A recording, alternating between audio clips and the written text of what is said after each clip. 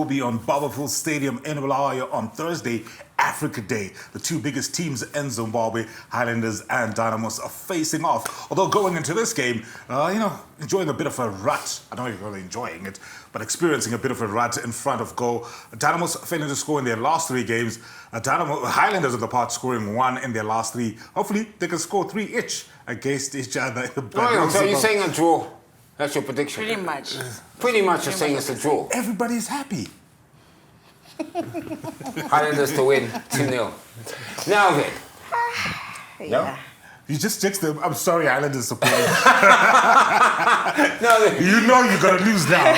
You know you're going to lose now. Yeah, Blame it on Andy. Andy's track record is not so good. yeah, not so good. He's an Arsenal supporter, by the way. Loser.